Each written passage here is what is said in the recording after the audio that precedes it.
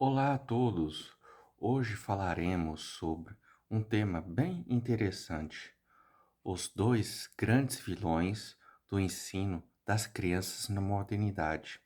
O que pode ser esses dois grandes vilões no ensino das crianças na modernidade?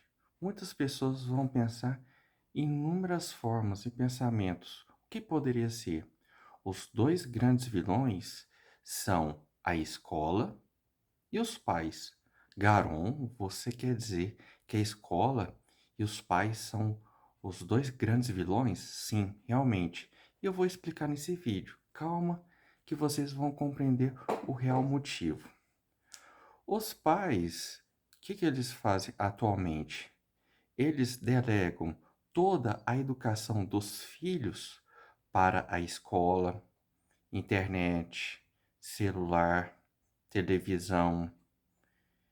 E os pais em si, na verdade, eles não viram mais os educadores, simplesmente reprodutores. Exatamente, uma palavra forte. Reprodutores. Por quê?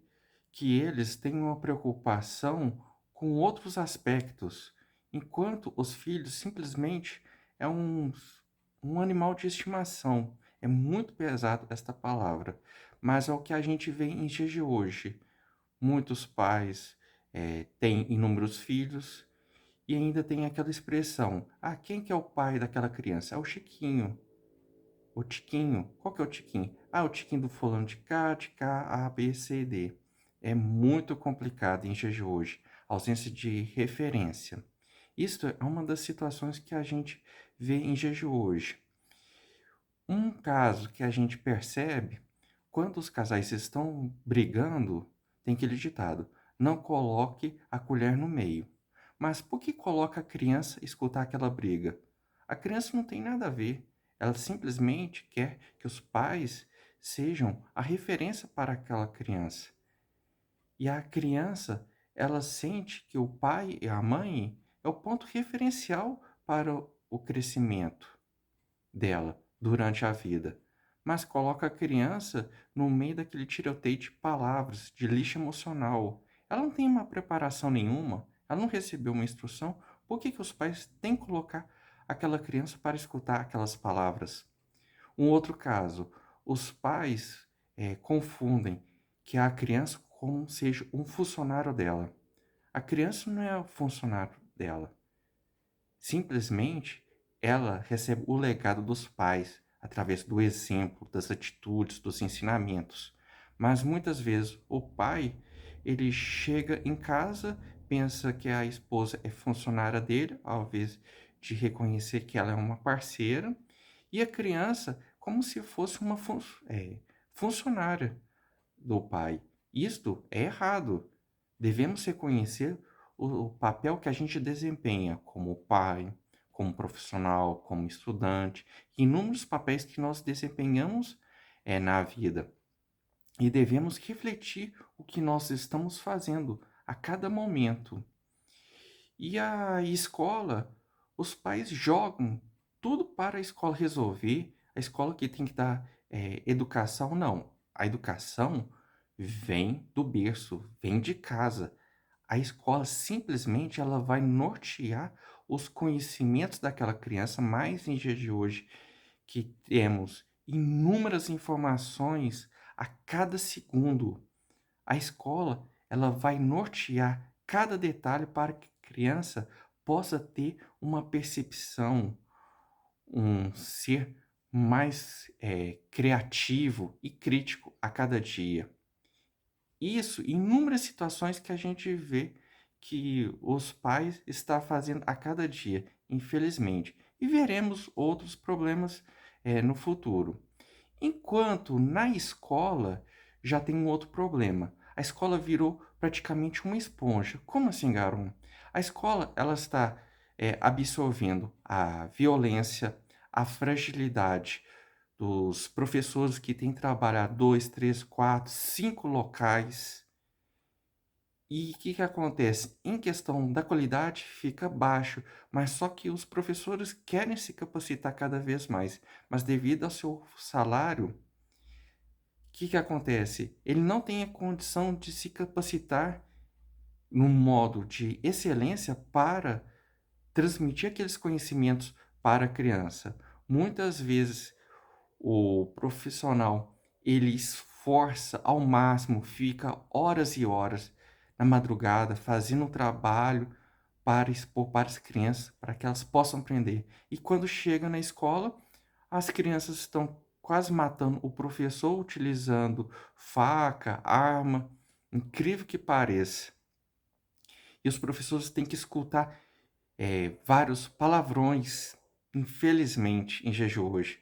Antigamente, quando o professor dava a nota, os pais, junto com os professores, questionavam a criança: que nota é essa? Hoje não. Os próprios pais, junto com a criança, já questionam o professor: que nota é essa? Olha que contradição.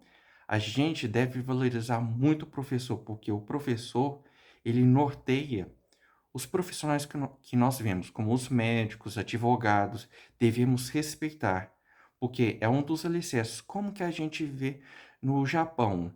O imperador, ele reverencia o professor, porque o professor, ele é um grande alicerce dentro da sociedade, junto com a família. Devemos valorizar.